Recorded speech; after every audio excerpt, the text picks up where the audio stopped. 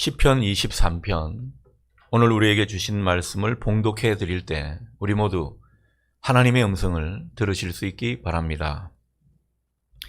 여호와는 나의 목자시니 내게 부족함이 없으리로다.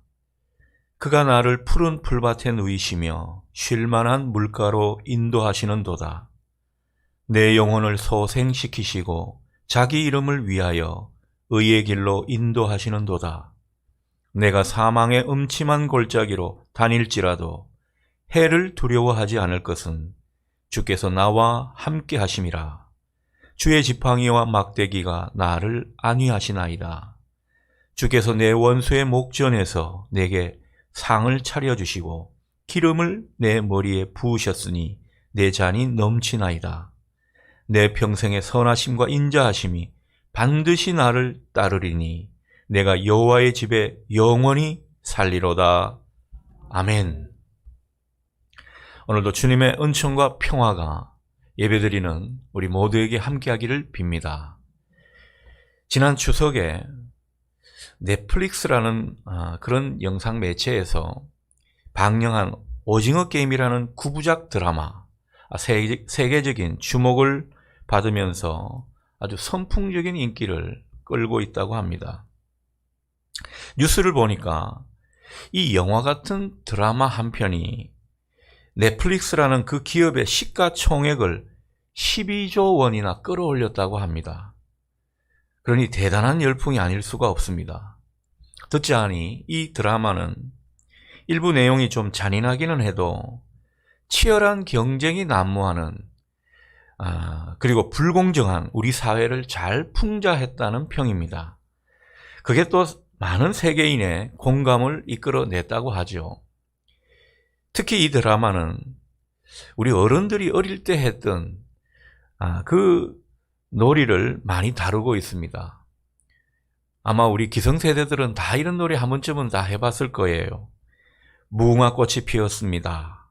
달고나 뽑기, 그리고 딱지치기, 구슬치기, 오징어 놀이, 이런 7, 80년대 유행했던 그 추억의 놀이를 근간으로 하고 있습니다. 그런데 그 동심 어린 놀이를 경제적으로 낙오된 사람들을 모아놓고 죽기 살기로 하는 잔인한 게임으로 바꾸어 놓으니까 아주 살벌하기 짝이 없습니다. 우리가 사는 세상이 무한 경쟁의 생존 게임임을 공감하게 해주는 그런 내용으로 잘 그려주고 있다고 볼 수 있겠습니다. 여러분, 드라마는 일정 부분 현실을 반영한다고 하죠. 이런 드라마가 인기를 끄는 것은, 많은 사람들이 거기에 관심을 갖게 되는 것은 그만큼 우리 사회가, 그리고 또 다른 나라도 악하고 위험해졌다는 증거가 되겠습니다. 우리 사회가 불확실성이 가중되고 무한 경쟁 속에 이 부의 양극화 현상이 심해지는 그런 모습을 보게 되죠. 그런 가운데 사람들은요, 얼마나 인격을 말살하고 사람을 무시하는 이런 일이 빈번해졌는지 모릅니다. 함께 살아가는 사람들에 대한 존중과 이해, 이런 것들이 점점 사라져가고 있다는 것이죠. 여러분, 요즘 정치판 보면요, 아주 살벌하기 짝이 없습니다.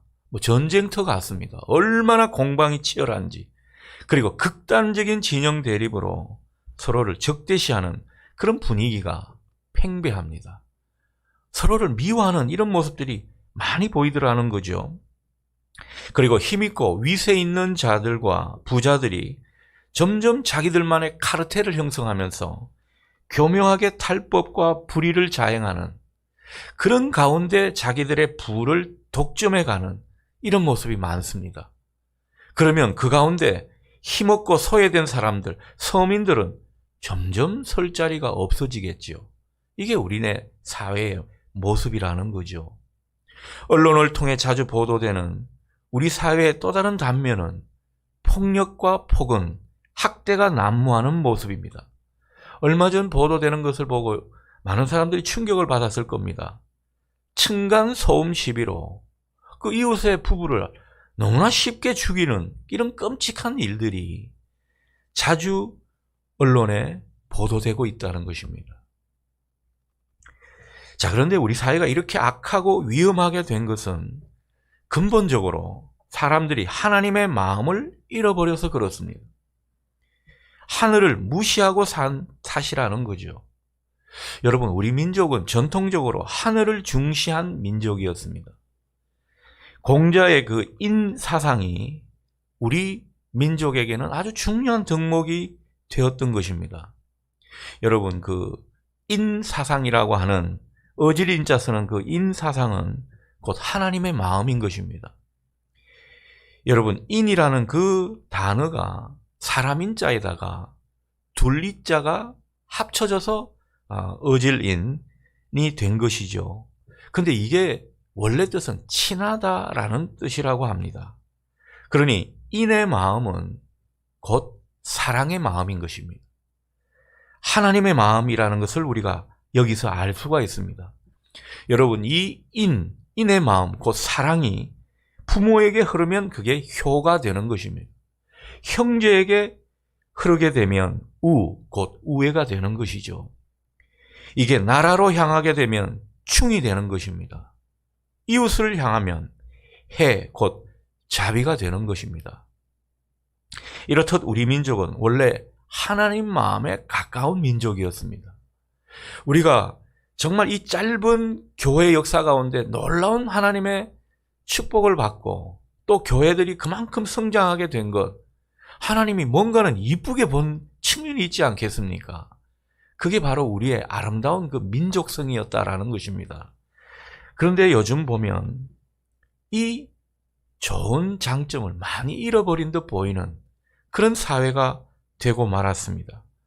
그러니 우리 사회가 점점 악해지고 위험해질수록 우리 믿는 사람이라도 다시 하나님을 바라보면서 잃어버린 그 하나님의 마음을 회복해야 할 것입니다.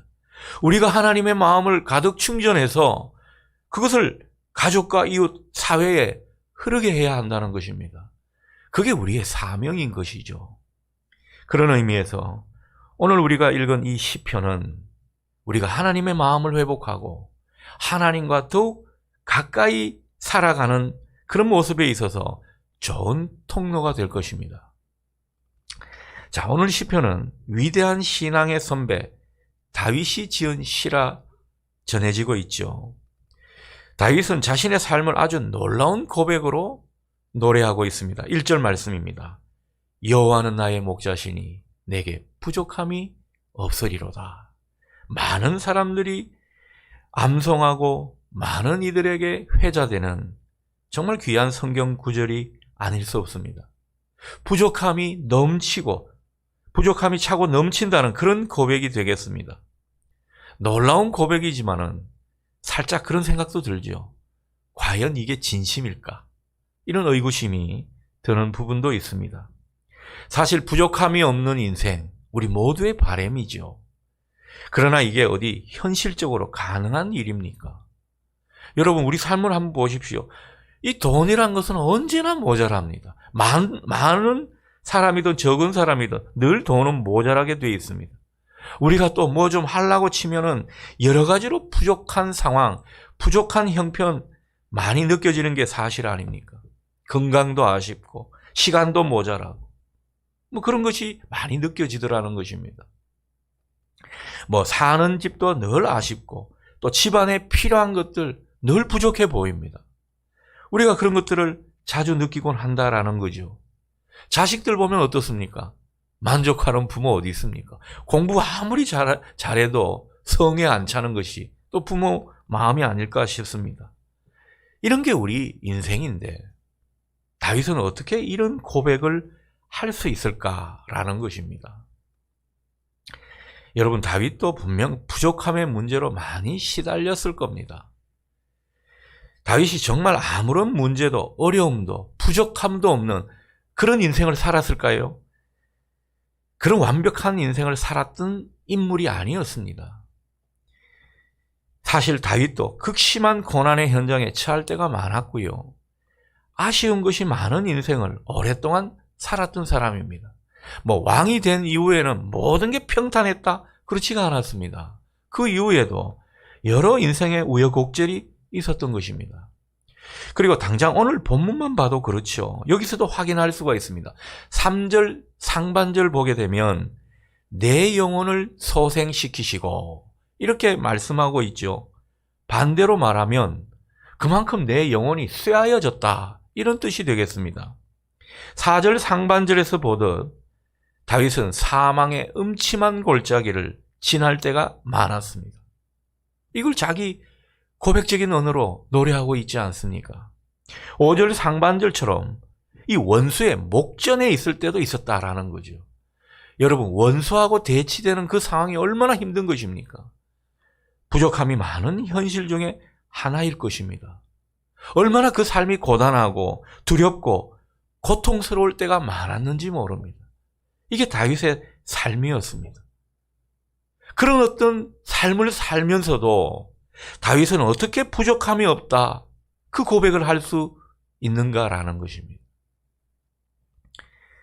부족함의 문제를 늘 하나님께 들고 나아갔기 때문에 부족함이 없다고 노래하고 있는 것입니다. 그는 시편 34편 10절 말씀에서 하나님을 찾는 모든 자는 부족함이 없다 이렇게 노래하고 있습니다. 그러니까 다윗은 늘 자기한테 찾아오는 그 문제를 혼자 실험하지 않았습니다. 그 문제를 가지고 하나님 앞으로 나아갔더라는 거죠. 그 문제 속에서 하나님을 깊이 만난 것입니다. 그래서 결국에는 이 부족함의 문제를 뛰어넘을 수 있게 되었다. 우리에게 그것을 느끼게 해주는 것입니다. 부족함을 해결해 주시는 그 하나님을 자기가 끈끈이 체험했다라는 것입니다.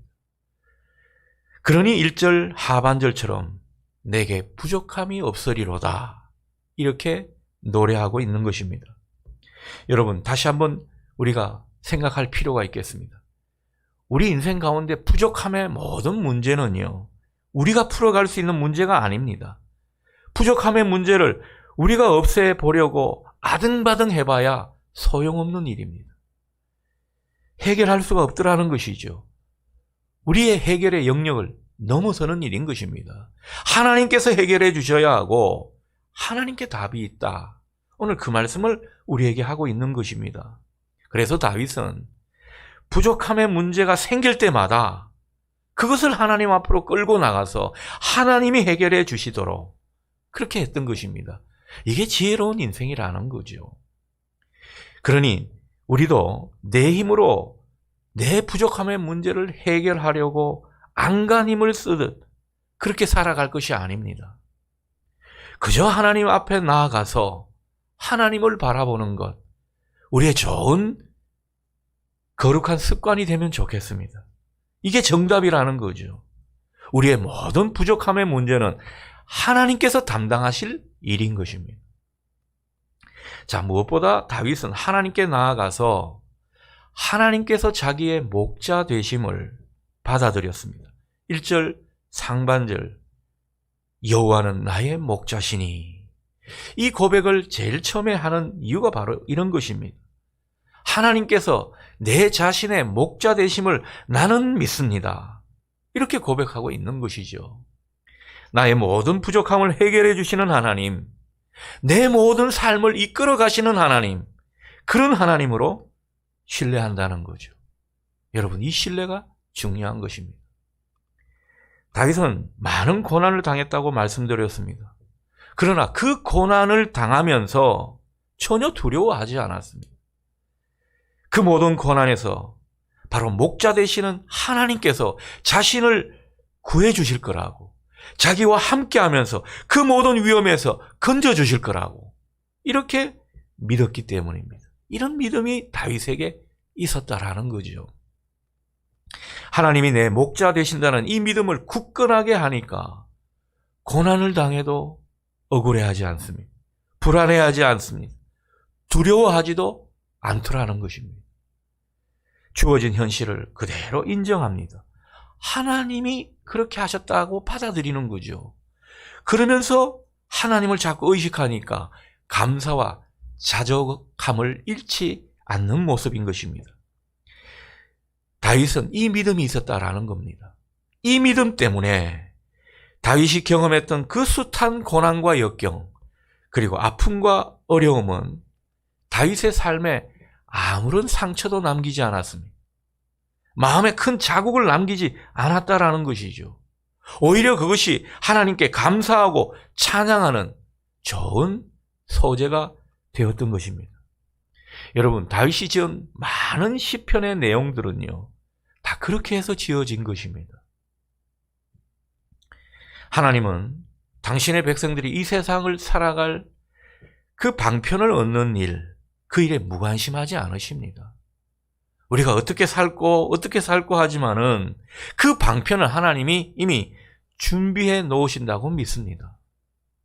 하나님은 우리가 먹고 사는 문제에 짓눌려서 사람다운 삶의 모습을 잃어버리지 않도록 우리를 책임져 주시는 분이십니다. 그것을 우리가 믿어야 할 것입니다. 그리고 하나님은요, 여러분에게 관심이 많으십니다. 하나님은 목자시고 우리는 어린 양이라고 하시고, 하나님은 우리 아버지시라 그러고 우리는 그분의 사랑하는 자녀라 그러는데 관심이 없겠습니까? 저는 자녀들한테 관심이 많습니다. 왜 그렇습니까? 그만큼 자녀들을 사랑하니까요. 우리를 사랑하시는 하나님, 결코 우리 일에 무관심하지 않으십니다. 우리 삶의 문제를 결코 외면하시지 않는다라는 것입니다. 중요한 것은 하나님이 우리의 목자가 되시는 것입니다. 나의 목자. 다른 사람의 목자가 아니라 나의 목자. 그렇게 되는 것이 중요하다는 것이죠. 그렇게 되기만 하면 우리는 그간 부족하다고 느꼈던 그 현실이 달리 보일 것입니다. 하나님의 눈으로 내 부족함을 바라보기 때문입니다. 우리 눈으로 볼 때는 모든 게 부족하죠. 그러나 우리가 목자 되신 하나님을 내 마음속에 모시고 그분의 눈으로 세상을 바라보게 되면 내가 그래도 많은 은혜를 누리고 살고 있구나 깨닫게 되는 겁니다. 그리고 현실을 버티고 이길 수 있는, 자족할 수 있는 그런 힘도 공급받게 되는 것입니다. 하나님은 우리 문제를 직접 다 해결해 주시는 분이 아닙니다. 그 문제를 해결해 갈 수 있는 지혜와 용기와 힘을 주시는 분이신 것입니다. 러시아에 한 사내 아이가 있었죠. 자라면서 외모에 대해 심각한 컴플렉스를 가지게 되었습니다. 이런 용모였습니다. 넓은 콧구멍, 두터운 입술, 작은 눈과 지나치게 긴 팔. 여러분, 듣기만 들어도 못생겼다는 게 그려지시죠? 그러니 이 사내 아이 자신은 얼마나 스스로가 원망스러웠겠습니까? 소녀는 외모 때문에 행복하게 살 수 없을 거라 생각했습니다. 그래서 하나님께 간절히 기도드렸죠. 하나님, 기적을 베풀어 주셔서 저의 외모를 좀 아름답게 변화시켜 주시면 제가 모든 것을 바쳐 하나님을 기쁘시게 해드리겠습니다. 이런 기도까지 드리게 되었습니다. 하지만 그 기도는 응답되지 않았습니다. 대신 그는 장성하면서 자기 안에 있는 좋은 은사를 발견하기 시작했습니다. 문학의 천재적인 소질을 발휘했던 것입니다. 드디어 자신을 괴롭혀온 그 외모 컴플렉스를 날려버릴 해답을 찾은 것입니다. 이 소년이 바로 문학을 통해서 완벽한 미를 창조한다는 러시아의 대문호 톨스토이입니다. 여러분, 지금까지 톨스토이를 못생긴 사람으로 기억하는 사람은 단 한 명도 없다라는 사실입니다. 하나님이 내 목자가 되셔서 하나님의 눈으로 내 부족함을 바라보게 되면 그것은 더 이상 내 문제가 아닙니다. 하나님의 소관이고 하나님의 문제가 되는 것이죠. 우리는 대신 하나님 안에서 자유와 평안을 얻게 됩니다. 그 부족함의 문제, 그것 때문에 그렇게 속상하고 그렇게 눈물을 흘렸는데 그것에서 우리는 벗어나게 되는 것이죠. 더 이상 부족함에 매이지 않고 부족함이 없는 은혜 속에 살게 되는 것입니다. 그러니 부족함을 내 욕심의 눈으로 보지 않고 하나님의 눈으로 보는 것, 얼마나 중요한 일입니까? 신앙의 열매는 바로 이런 것이라 생각이 듭니다. 하나님께서 내 목자시다. 이것을 우리가 깊이 인정하고 고백하고 믿게 되면 바로 이 하나님의 눈으로 세상을 바라보고 내 인생을 다시 보게 되더라는 거죠. 이런 사람이 어떻게 고백하는 줄 아십니까? 오늘 다윗은 이런 가운데 2절처럼 이렇게 고백하죠. 하나님께서 날 인도하신다. 내 인생을 책임지시고 푸른 초장으로 쉴만한 물가로 형통한 길로 이끄시고 계시다. 하나님을 찬양하고 있는 것입니다. 3절과 같이 내 영혼을 자꾸 소생시키시고 의의 길로 인도하신다. 노래하게 되는 것입니다. 그러니 전에는 부족함이 불만이었고 고민이었고 상처가 되었는데 이제는 하나님의 눈으로 세상을 바라보니까 그 부족함이 찬송과 감사가 되는 것입니다. 여러분, 하나님께서는요, 이렇게 역설적인 만족으로 우리를 이끌어 가시는 분입니다. 그러니 하나님은 위대하시고 능력이 많으신 분이죠. 이 은혜가 오늘 이 아침 여러분 가운데 있기를 바랍니다. 하나님께서 내 목자 되심을 우리가 믿고 신뢰하게 될수록 분명해지는 게 있습니다. 주님께서 나와 함께 하신다는 확신입니다. 오늘 본문의 핵심어는 4절 하반절에 주께서 나와 함께 하심이라 라는 말입니다.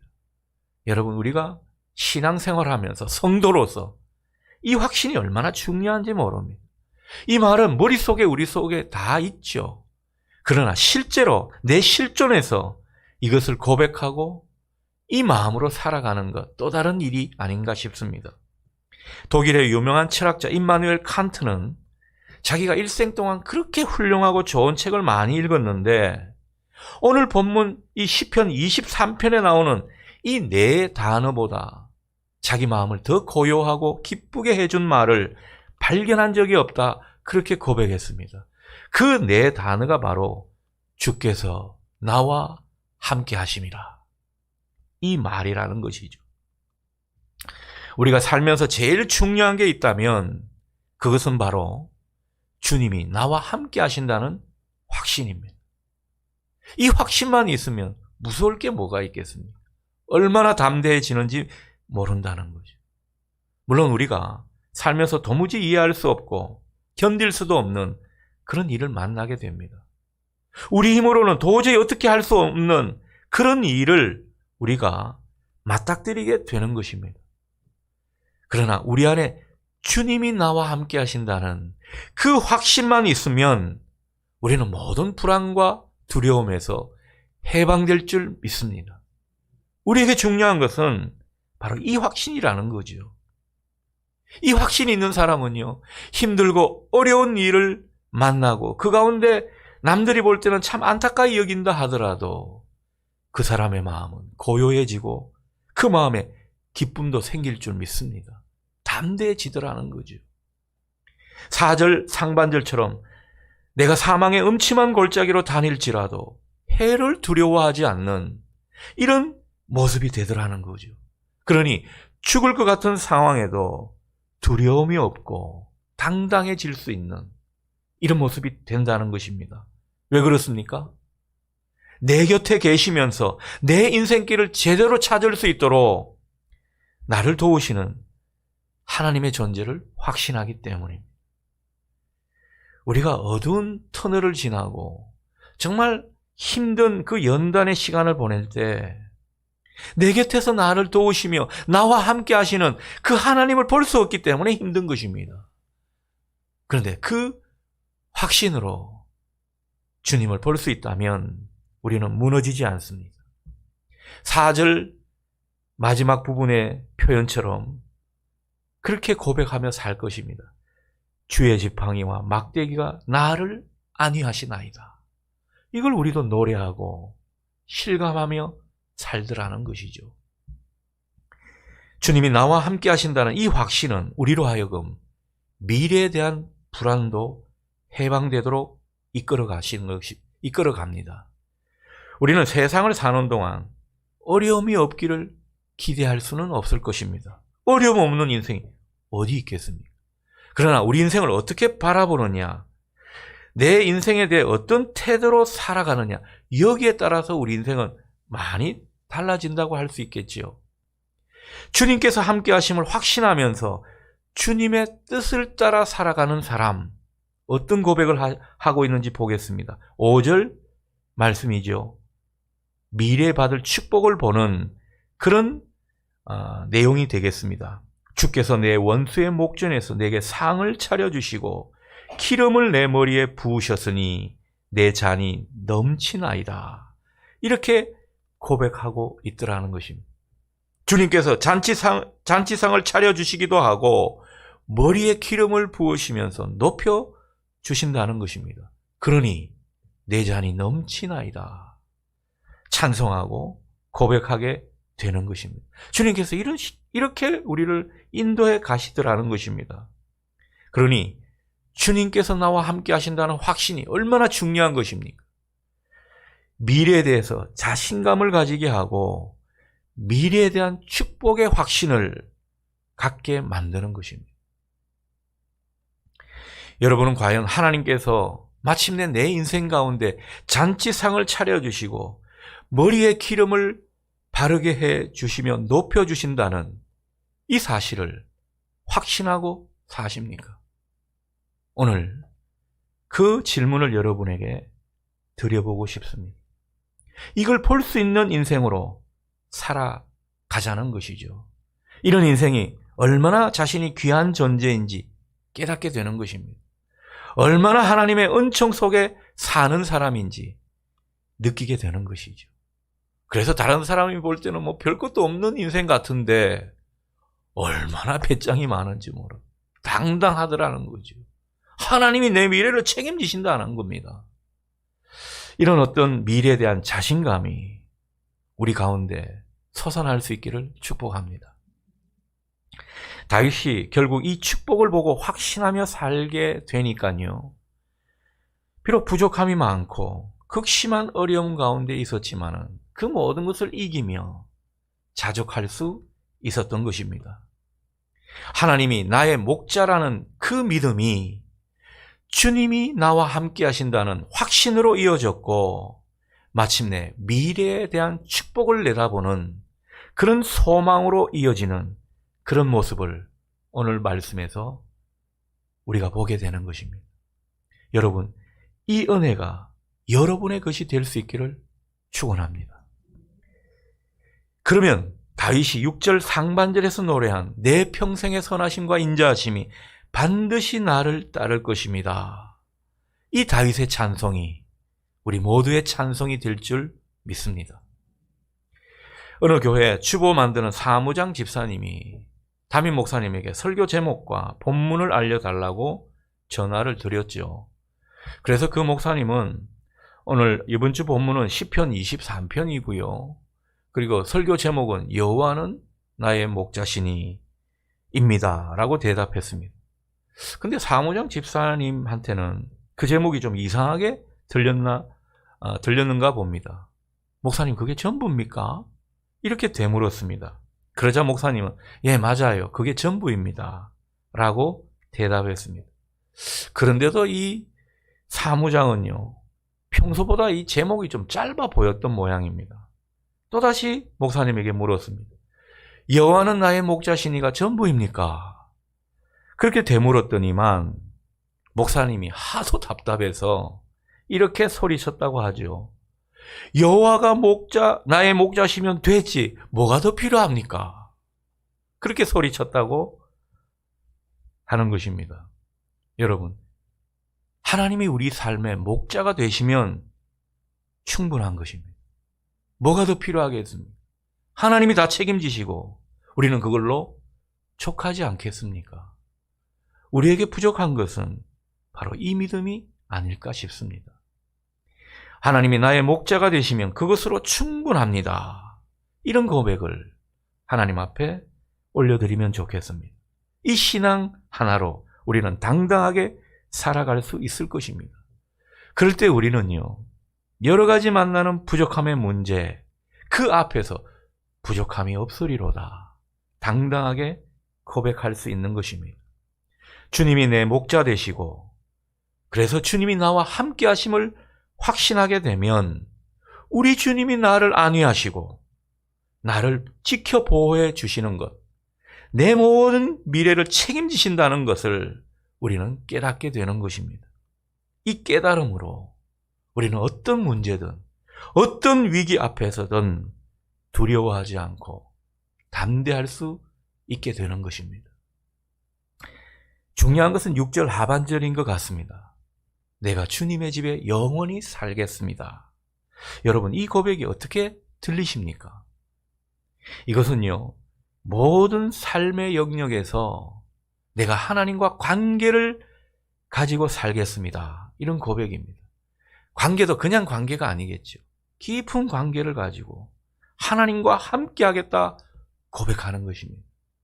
하나님은 우리의 목자 되십니다. 그 목자 되시는 하나님께 우리도 이런 고백을 드릴 수 있으면 좋겠습니다.